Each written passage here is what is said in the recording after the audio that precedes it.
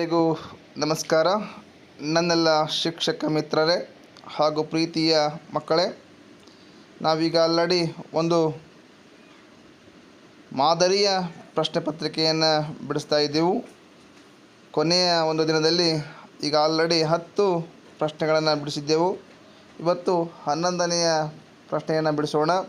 ಹಾಗಾದರೆ ಪ್ರೀತಿಯ ಶಿಕ್ಷಕರೇ ಹಾಗೂ ವಿದ್ಯಾರ್ಥಿಗಳೇ, ನಾನು ಮಾಡುವಂತಹ ಈ ವಿಡಿಯೋ ಕ್ವಿಜ್ಗಳು ನಿಮಗೆ ಇಷ್ಟವಾದಲ್ಲಿ ತಪ್ಪದೇ ಲೈಕ್ ಮಾಡಿ, ಶೇರ್ ಮಾಡಿ, ಹಾಗೆ ನನ್ನ ಸೈನ್ಸ್ ಎಕ್ಸ್ಪೆರಿಮೆಂಟ್ ಎನ್ನುವಂತಹ ಚಾನಲ್ಗೆ ತಾವೆಲ್ಲರೂ ತಪ್ಪದೇ ಸಬ್ಸ್ಕ್ರೈಬರ್ ಆಗಿ ಹಾಗೂ ಆ ಸಬ್ಸ್ಕ್ರೈಬರ್ ಪಕ್ಕದಲ್ಲಿ ಕಾಣುವಂತಹ ಬೆಲ್ ಐಕಾನನ್ನು ಒತ್ತಿ ಎಂದು ಹೇಳುತ್ತಾ, ಇವತ್ತು ನಾವು ನೇರವಾಗಿ 11ನೆಯ ಪ್ರಶ್ನೆಯತ್ತ ಗಮನ ಹರಿಸೋಣ. ಹಾಗಾದರೆ 11ನೆಯ ಪ್ರಶ್ನೆ ಹೀಗಿದೆ: ಒಂದು ಧಾತುವಿನ ಪರಮಾಣು ಎಲೆಕ್ಟ್ರಾನುಗಳನ್ನು ಕಳೆದುಕೊಂಡಾಗ ಅದರ ಪರಮಾಣು ಗಾತ್ರ. If the element of atom losing it's electron it's atomic size become.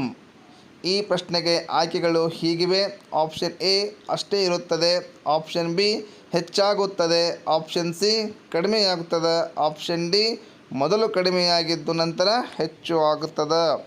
ಹಾಗಾದರೆ the options are like this: option A remains same, option B increases, option C decreases, option D first decreases then increases.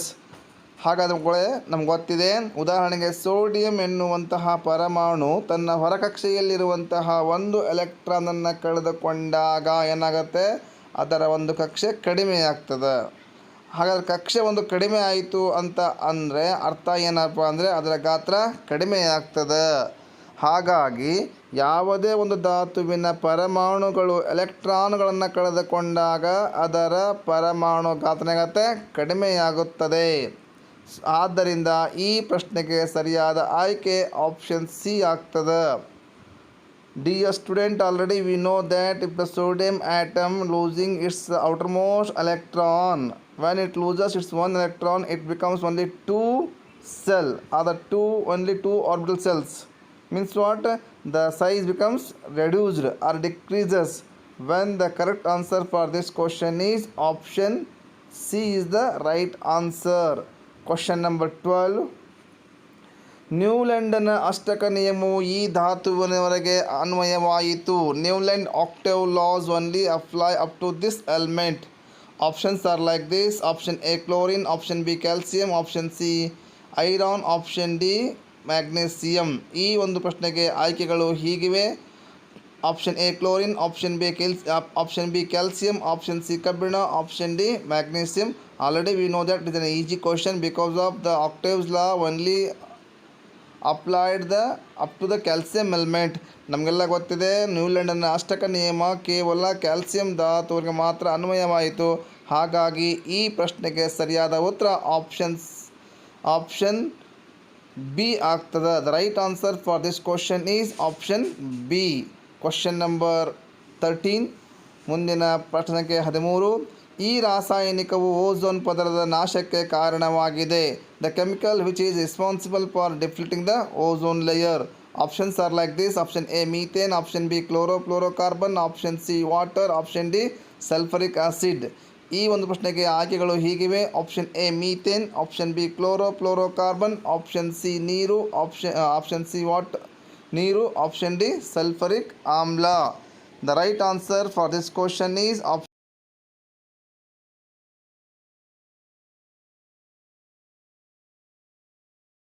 Called as a ozone layer. ನಮ್ಗೆ ಗೊತ್ತಿದೆ, ನಮ್ಮ ಒಂದು ಭೂಮಿಯ ರಕ್ಷಾ ಕವಚದಂತಿರುವಂತಹ ಪದರನ್ನು ಕ್ಲೋರೋಫ್ಲೋರೋಕಾರ್ಬನ್ನು ನಾಶ ಪಡ್ತಾಯಿದೆ. ಹಾಗಾಗಿ ಈ ಒಂದು ಪ್ರಶ್ನೆಗೆ ಸರಿಯಾದ ಉತ್ತರ option B chlorofluorocarbon. The right answer for this question is option B.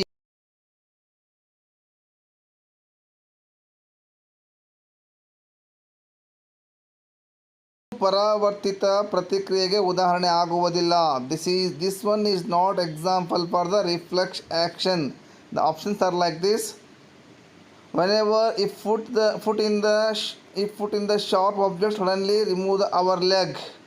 When you touch the hot object, suddenly draw back the hand.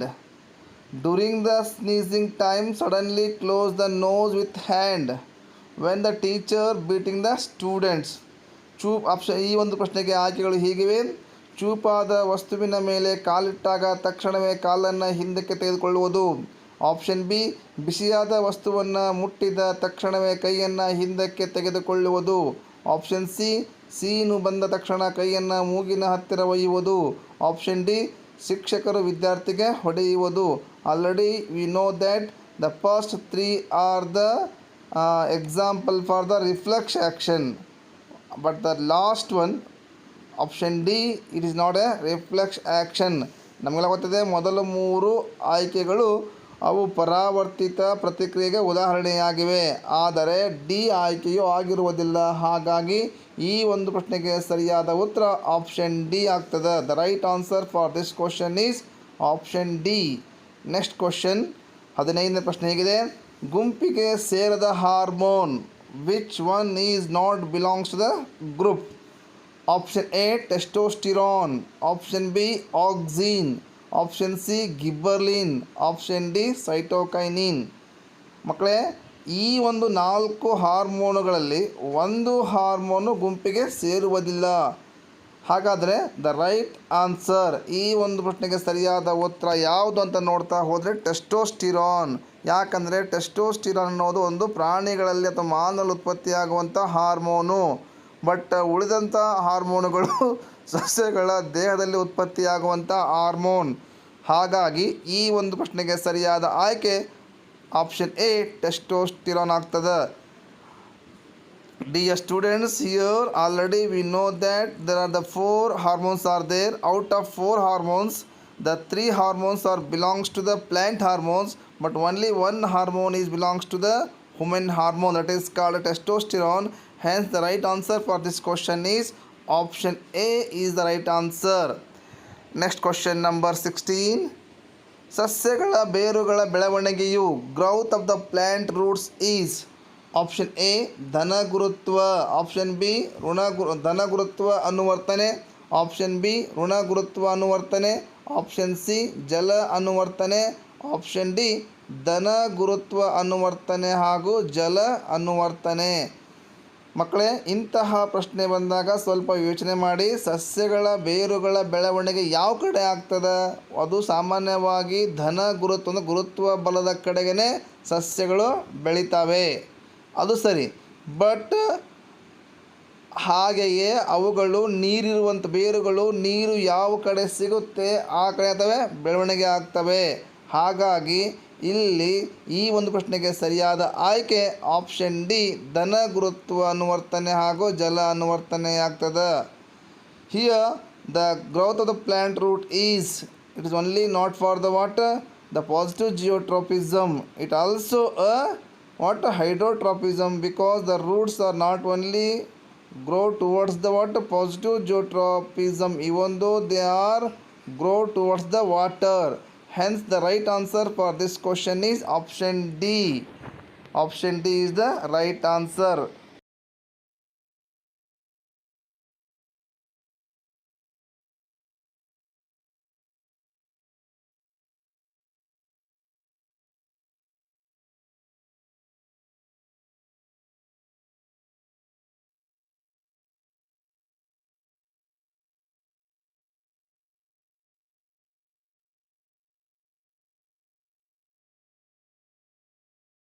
Number 17. ರಕ್ತ ಪರಿಚಲನೆಯ ಸರಿಯಾದ ಮಾರ್ಗ, right way of blood circulation is. ಆಯ್ಕೆಗಳು ಹೀಗಿವೆ. ಹೃದಯದಿಂದ ಅಪಧಮನಿ ಸರಿ ಇದೆ, ಅಪಧಮನಿಯಿಂದ ಜೀವಕೋಶಕ್ಕೆ ಹೋಗಂಗಿಲ್ಲ, ಹಾಗಾಗಿ ಜೀವಕೋಶ ಇದೆ, ಲೋಮನಾಳ ಇದೆ, ಹಾಗಾಗಿ ಈ ಉತ್ತರ ಆಗೋದಿಲ್ಲ. ಆಪ್ಷನ್ ಬಿ, ಅಪಧಮನಿ ಅಲ್ವೇ ಅಲ್ಲ, ಯಾಕಂದ್ರೆ ಮೊದಲಿಗೆ ಹೃದಯದಿಂದ ಹೋಗಬೇಕು, ಅಪಧಮನಿ, ಹೃದಯ, ಲೋಮನಾಳ, ಜೀವಕೋಶ ಇದೆ, ಹಾಗಾಗಿ ಇದು ಕೂಡ ಆಯ್ಕೆ ಆಗೋದಿಲ್ಲ. ಆಪ್ಷನ್ ಸಿ, ಹೃದಯದಿಂದ ಕರೆಕ್ಟ್ ಇದೆ, ಹೃದಯದಿಂದ ನೇರವಾಗಿ ಜೀವಕೋಶಕ್ಕೆ ಹೋಗಂಗಿಲ್ಲ, ಹಾಗಾಗಿ ಜೀವಕೋಶ, ಲೋಮನಾಳ, ಅಪಧಮನಿ, ಹಾಗಾಗಿ ಇದು ಆಪ್ಷನ್ ಸಿ ತಪ್ಪಾಗಿದೆ. ಆಪ್ಷನ್ ಡಿ, ಹೃದಯ ಕರೆಕ್ಟು, ಹೃದಯದಿಂದ ಅಪಧಮನಿಗೆ ಹೋಗ್ತದೆ, ಅಪಧಮನಿಯಿಂದ ಲೋಮನಾಳಕ್ಕೆ ಹೋಗ್ತದೆ, ಲೋಮನಾಳದಿಂದ ಜೀವಕೋಶಕ್ಕೆ ಹೋಗ್ತದೆ. ಹಾಗಾದರೆ ಈ ಒಂದು ಪ್ರಶ್ನೆಗೆ ಸರಿಯಾದ ಆಯ್ಕೆ ಆಪ್ಷನ್ ಡಿ ಆಗ್ತದೆ. Here the options are like this. Option A, heart, it's correct. Heart to arteries, it's also correct. Then arteries are connected to the blood capillaries, so the arteries are not directly supply the blood to the cells, hence the option A is the wrong. Option B is arteries, first blood will be moving from the heart, so option B is also wrong, because arteries to heart, heart to blood, blood to arteries to heart, heart to blood capillaries, and blood capillaries to cells, so option B is also wrong. Option C is like this. First start with the heart is the correct. Heart to cell, the never blood directly what supply to heart to the cell, so it's also option C is also wrong. Here heart, cell, blood capillaries and arteries, this one is also wrong. But the option D is like this. Heart correct, heart to arteries, arteries to blood capillaries, blood capillaries to cell, hence the option D is the right answer. ಮುಂದಿನ ಪ್ರಶ್ನೆ ಸಂಖ್ಯೆ 18. ಮೂತ್ರಕೋಶದಲ್ಲಿ ರಕ್ತವನ್ನು ಸೋಸುವ ರಚನೆಗಳನ್ನು ಹೀಗೆ ಕರೆಯುತ್ತಾರೆ. Blood filtration structure are present in kidney, they are called. Option A neuron, option B nephron, option C apron, option C proton.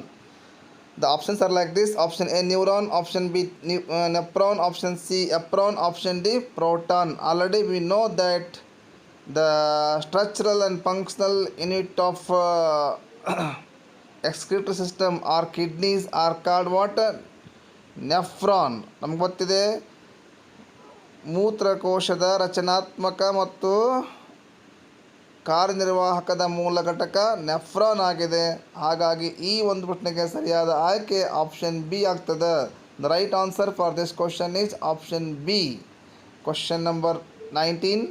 ಪರಾಗಕೋಶಗಳಿಗೆ ಸಂಬಂಧಿಸಿದಂತೆ ಈ ಹೇಳಿಕೆ ತಪ್ಪು. Wrong statement about pollen grain is. Option A ಗಂಡು ಲಿಂಗಾಣುಗಳನ್ನು ಉತ್ಪಾದಿಸುತ್ತದೆ, produced male gametes. Option B ಪರಾಗ ರೇಣುಗಳನ್ನು ಒಳಗೊಂಡಿದೆ, produced pollen grains. Option C ಶಲಾಕಾಗ್ರಕ್ಕೆ ವರ್ಗಾವಣೆಯಾಗುವ ಲಿಂಗಾಣುಗಳನ್ನು ಉತ್ಪಾದಿಸುತ್ತದೆ, produce the gametes which are transferred to the stigma. Option D ಶಲಾಕ ನಳಿಕೆಯನ್ನು ಹೊಂದಿದೆ, they having the style. Here first 3 options are givens are right about the what pollen grains, but option D is the wrong one. ಅಂದರೆ ಮೊದಲಿನ 3 ಆಯ್ಕೆಗಳು ಒಂದು ಪರಾಗ ರೇಣುಗೆ ಸಂಬಂಧಿಸಿದಂತೆ ಸರಿಯಾಗಿವೆ, ಆದರೆ ಪೋಲನ್ ಗ್ರೇನ್ಸು ಯಾವುದೇ ಶಲಾಕ ನಳಿಕೆಯನ್ನು ಹೊಂದಿರುವುದಿಲ್ಲ. So the right answer for this question is option D. ಈ ಒಂದು ಪ್ರಶ್ನೆಗೆ ಸರಿಯಾದ ಆಯ್ಕೆ ಆಪ್ಷನ್ ಡಿ ಆಗ್ತದೆ. Question number 20. ಜರಾಯುವಿನ ಕಾರ್ಯ, ಫಂಕ್ಷನ್ ಆಫ್ ಪ್ಲಾಸೆಂಟಾ. ಈ ಒಂದು ಪ್ರಶ್ನೆಗೆ ಆಯ್ಕೆಗಳು ಹೀಗಿವೆ. The options are like this. Option A ಭ್ರೂಣಕ್ಕೆ ಪೋಷಕಾಂಶಗಳನ್ನು ಒದಗಿಸುವುದು, supply the nutrients to the embryo. Option B ಭ್ರೂಣಕ್ಕೆ ಬೇಡವಾದ ತ್ಯಾಜ್ಯವನ್ನು ಹೊರಹಾಕುವುದು, remove the unwanted waste from the embryo. Option C ಭ್ರೂಣಕ್ಕೆ ರಕ್ಷಣೆಯನ್ನು ಒದಗಿಸುವುದು, protect the embryo. Option D ಮೇಲಿನ ಎಲ್ಲವೂ, all the above. Already we know that the placenta will supply the what nutrients and oxygen to the embryo, and even to carry the what unwanted waste from the embryo. Even it also gives the product to the embryo. ನಮಗೆಲ್ಲ ಗೊತ್ತಿದೆ ಜರಾಯು ಆ ಒಂದು ಭ್ರೂಣಕ್ಕೆ ಬೇಕಾಗಿರುವಂಥ ಆಮ್ಲಜನಕವನ್ನು ಮತ್ತು ಪೋಷಕಾಂಶವನ್ನು ಒದಗಿಸ್ತದೆ. ಅಷ್ಟೇ ಅಲ್ಲದೆ ಭ್ರೂಣಕ್ಕೆ ಬೇಡವಾಗಿರುವಂಥ ತ್ಯಾಜ್ಯವನ್ನು ಕೂಡ ಹೊರಹಾಕುವಂತಹ ಕಾರ್ಯವನ್ನು ಮಾಡ್ತದೆ. ಹಾಗಾಗಿ ಈ ಒಂದು ಪ್ರಶ್ನೆಗೆ ಸರಿಯಾದ ಆಯ್ಕೆ ಆಪ್ಷನ್ ಡಿ ಮೇಲಿನ ಎಲ್ಲವೂ. The right answer for this question is option D, all the above. ಪ್ರಶ್ನೆ ಸಂಖ್ಯೆ 21. ಮಾನವರಲ್ಲಿ ವ್ಯಕ್ತ ರೂಪದ ಅನುಪಾತ 1:1 ಇರಲು ಕಾರಣ. The phenotypic ratio in women is 1:1 due to. ಆಯ್ಕೆಗಳು ಹೀಗಿವೆ. Options are like this. Option A ಮಹಿಳೆಯರಲ್ಲಿ ಜೋಡಿಯಾದ ಎಕ್ಸ್ ವರ್ಣತಂತು ಇರುವುದರಿಂದ, womens having the homologous X chromosome. Option B ಪುರುಷರಲ್ಲಿ ಎಕ್ಸ್ ಹಾಗೂ ವಾಯ್ ವರ್ಣತಂತು ಇರುವುದರಿಂದ, man having the heterologous chromosomes like X and Y. Option C ಮಾನವ ಅತಿ ಬುದ್ಧಿವಂತ ಪ್ರಾಣಿಯಾಗಿರುವುದರಿಂದ, man is a most intelligent animal. Option D ಮಹಿಳೆಯರಲ್ಲಿ ಜೋಡಿಯಾದ ಎಕ್ಸ್ ವರ್ಣತಂತು ಇರುವುದರಿಂದ ಹಾಗೂ ಪುರುಷರಲ್ಲಿ ಎಕ್ಸ್ ಹಾಗೂ ವೈ ವರ್ಣತಂತು ಇರುವುದರಿಂದ. Women having the only homologous X chromosome and man having the heterologous chromosomes like X and Y. ಹಾಗಾದರೆ ಈ ಒಂದು ಪ್ರಶ್ನೆಗೆ ಸರಿಯಾದ ಉತ್ತರ ಆಪ್ಷನ್ ಡಿ ಆಗ್ತದೆ. ಕಾರಣ ಸಾಮಾನ್ಯವಾಗಿ ತಾಯಿಯಲ್ಲಿ ಅಥವಾ ಮಹಿಳೆಯರಲ್ಲಿ ಒಂದೇ ರೀತಿಯ ವರ್ಣತಂತುಗಳಿರ್ತವೆ ಅಥವಾ ಲೈಂಗಿಕ ವರ್ಣತಂತುಗಳಿದ್ದರೆ ಪುರುಷರಲ್ಲಿ ವಿಭಿನ್ನ ರೀತಿಯ ವರ್ಣತಂತುಗಳು ಇರುತ್ತವೆ. ಹಾಗಾಗಿ ಈ ಮಾನವರಲ್ಲಿ 1:1 ವ್ಯಕ್ತರೂಪ ಇರಲು ಕಾರಣ ಏನಪ್ಪ ಅಂದರೆ ಆಪ್ಷನ್ ಡಿ ಮಹಿಳೆಯರಲ್ಲಿ ಜೋಡಿಯಾದ ಎಕ್ಸ್ ವರ್ಣತಂತು ಇರುವುದರಿಂದ ಹಾಗೂ ಪುರುಷರಲ್ಲಿ ಎಕ್ಸ್ ಹಾಗೂ ವೈ ವರ್ಣತಂತು ಇರುವುದರಿಂದ.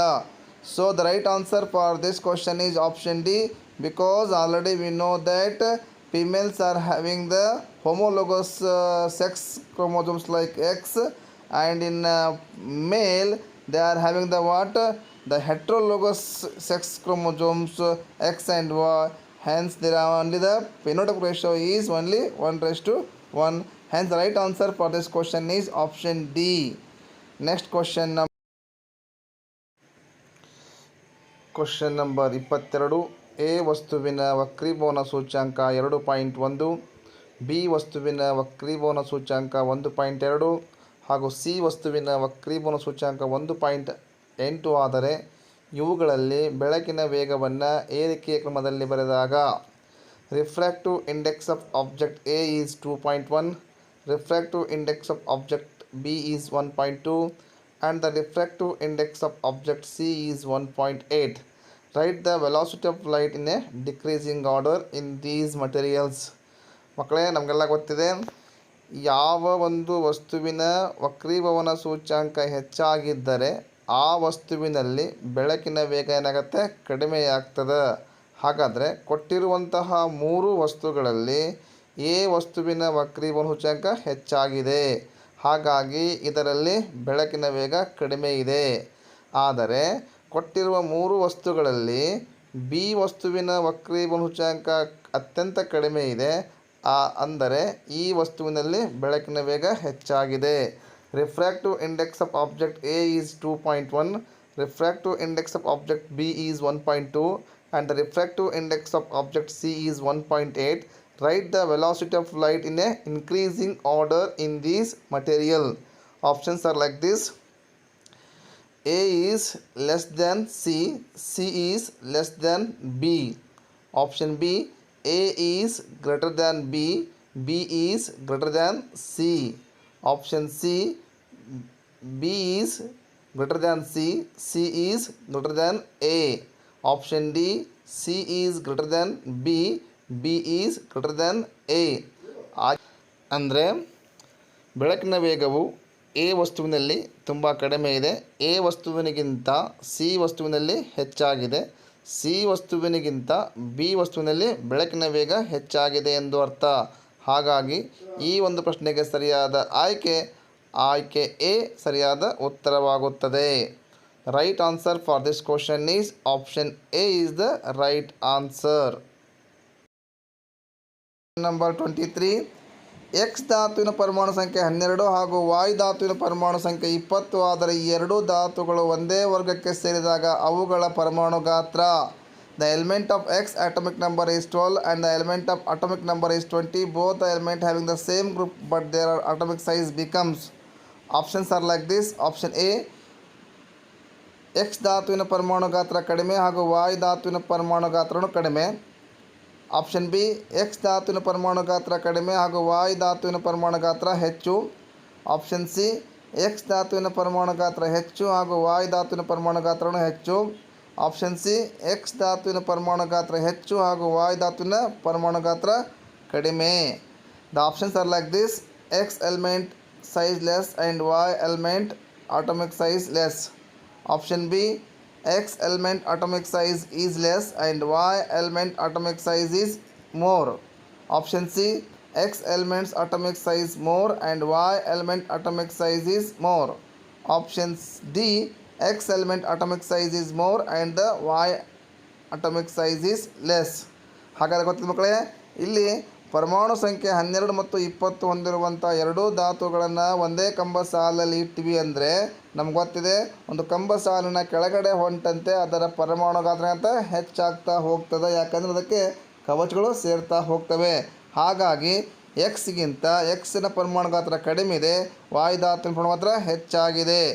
ಅಂದರೆ here already we know that along the group whenever both the x and y elements are kept in a single column or same column, if you goes on in a group the atomic size becomes increases, hence the element x is a less atomic size and the element y is a more atomic size. So the right answer for this question is option B. X element atomic size is less and the Y element atomic size is more. Next question number 24. ವಿದ್ಯುತ್ ಪ್ರವಾಹವಿರುವ ನೇರ ವಾಹಕದ ಮುಂದೆ ಸಾಲಾಗಿ P Q R S ಎಂಬ 4 ದಿಕ್ಸೂಚಿಗಳನ್ನು ಇಡಲಾಗಿದೆ. ಇವುಗಳಲ್ಲಿ ಈ ದಿಕ್ಸೂಚಿ ಹೆಚ್ಚು ಕಾಂತಕ್ಷೇತ್ರವನ್ನು ತೋರಿಸುತ್ತದೆ. Kept PQRS magnetic compass in a straight line in front of the current carrying state conductor. Out of this, which one shows the more magnetic field? See here they given the 4 magnetic compass. They are put in the straight line in front of the what? Straight current carrying conductor.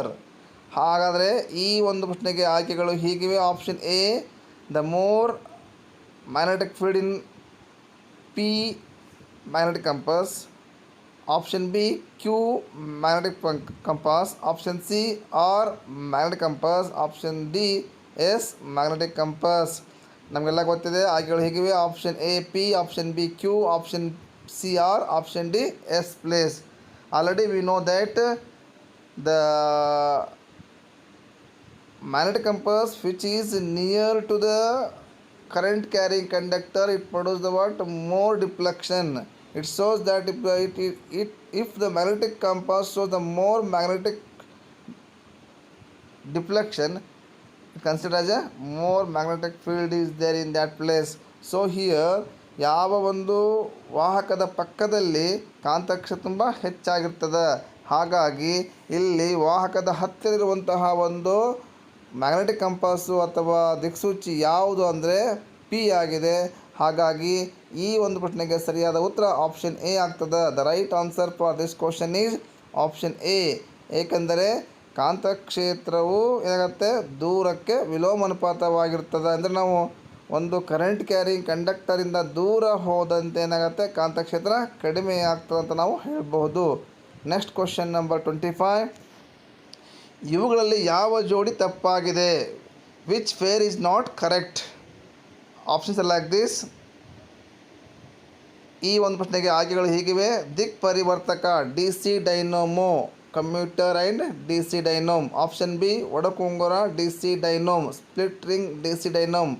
Option C ನೇರ ವಿದ್ಯುತ್ ಪ್ರವಾಹ D C dynamo. Option D ಪರ್ಯಾಯ ವಿದ್ಯುತ್ ಪ್ರವಾಹ D C dynamo. Which pair is not correct? Options A commuter D C dynamo, split ring D C dynamo, direct current D C dynamo, alternative current DC dynamo. Here the first 3 options are correct because all they are having the because of dynamo DC dynamo having the what? Commutator, and commutator also called split ring. This commutator or split rings what?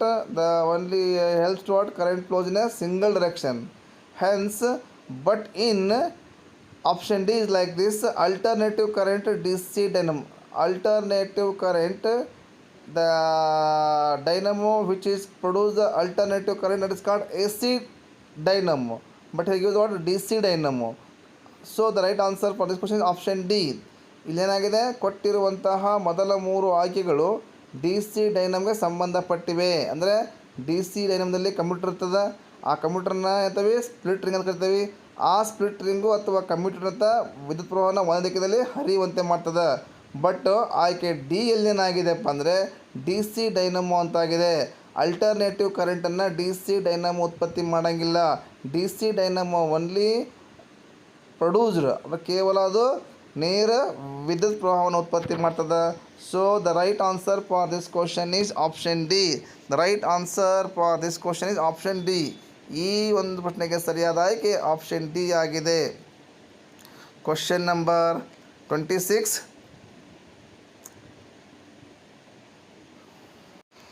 Question number 26.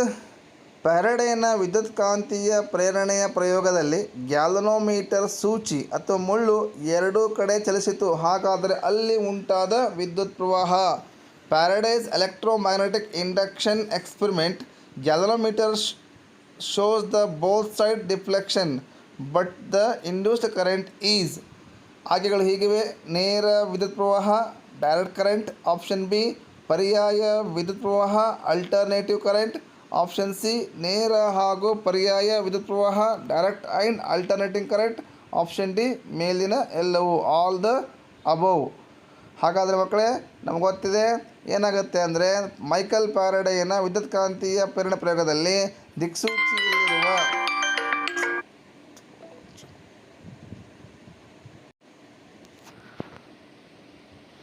ದಿಕ್ಸೂಚಿಯಲ್ಲಿರುವಂತಹ ಮುಳ್ಳು ಎರಡೂ ಕಡೆ ವಿಚಲನೆ ಆಯಿತು ಅಂದರೆ ಅದು ಏನರ್ಥ?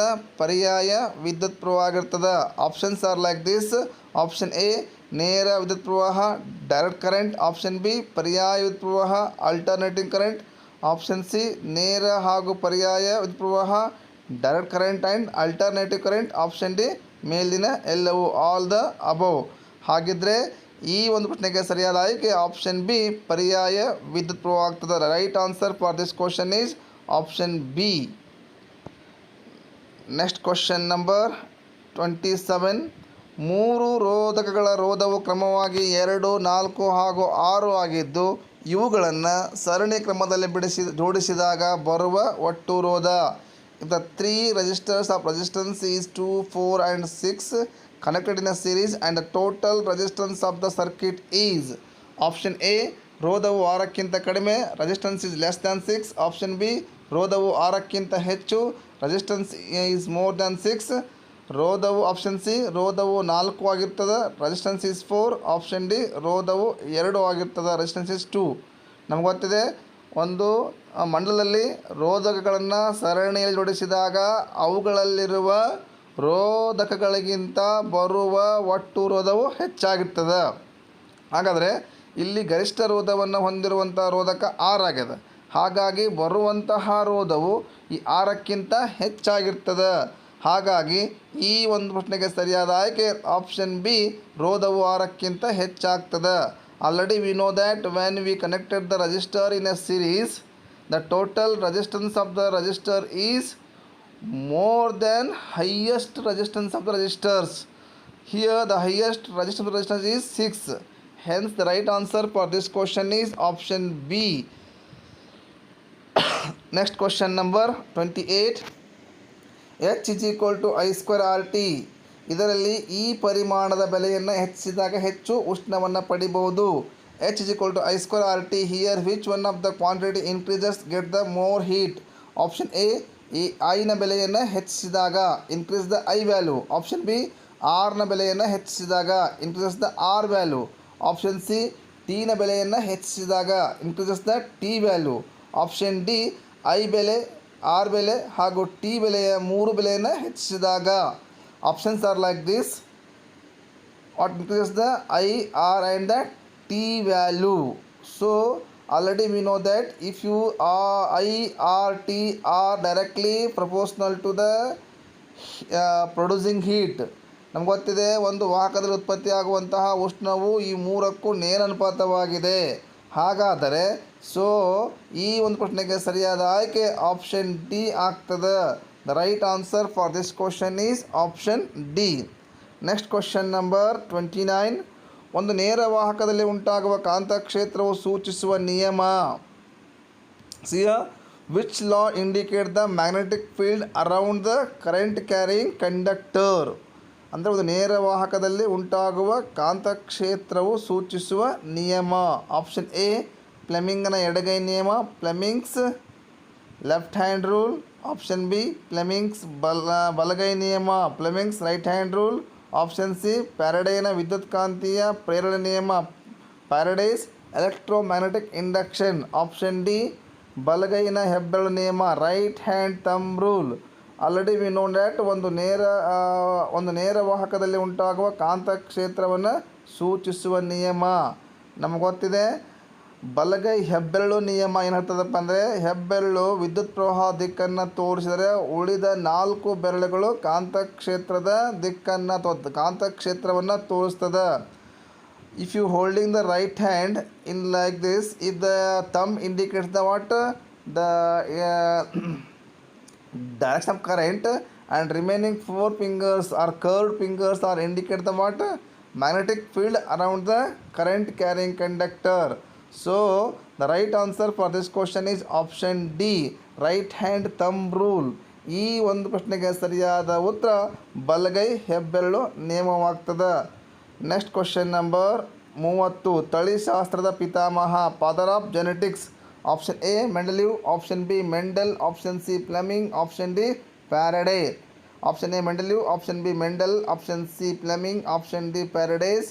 So the right answer for this question is option B Mendel. Gregor Johann Mendel ಇವನನ್ನು ತಳಿಶಾಸ್ತ್ರದ ಪಿತಾಮಹ ಅಂತ ಕರಿತೀವಿ. So the right answer for this question is option B is the right answer. ಹಾಗಾದರೆ ಮಕ್ಕಳೇ, ಇವತ್ತಿಗೆ ಇಲ್ಲಿಗೆ 30 ಪ್ರಶ್ನೆಗಳಾದವು. ನಾಳೆಯ ದಿನ ಇನ್ನುಳಿದಂತಹ 10 ಪ್ರಶ್ನೆಗಳನ್ನು ಬಿಡಿಸೋಣ. ಹಾಗಾದರೆ ಪ್ರೀತಿಯ ಶಿಕ್ಷಕ ಬಳಗವೇ ಹಾಗೂ ಪ್ರೀತಿಯ ವಿದ್ಯಾರ್ಥಿ ಬಳಗವೇ, ಈ ಒಂದು ಕ್ವಿಜ್ ನಿಮಗೆ ಇಷ್ಟವಾದಲ್ಲಿ ತಪ್ಪದೇ ಲೈಕ್ ಮಾಡಿ, ಶೇರ್ ಮಾಡಿ, ಹಾಗೆ ಕಮೆಂಟ್ಸನ್ನು ಮಾಡುತ್ತಾ ನಮ್ಮ ಸೈನ್ಸ್ ಎಕ್ಸ್ಪೆರಿಮೆಂಟ್ ಎನ್ನುವಂತಹ ಚಾನಲ್ಗೆ ತಾವೆಲ್ಲರೂ ತಪ್ಪದೇ ಸಬ್ಸ್ಕ್ರೈಬರ್ ಆಗಿ ಎಂದು ಹೇಳುತ್ತಾ ಮತ್ತೊಮ್ಮೆ ತಮಗೆಲ್ಲರಿಗೂ ಧನ್ಯವಾದಗಳು.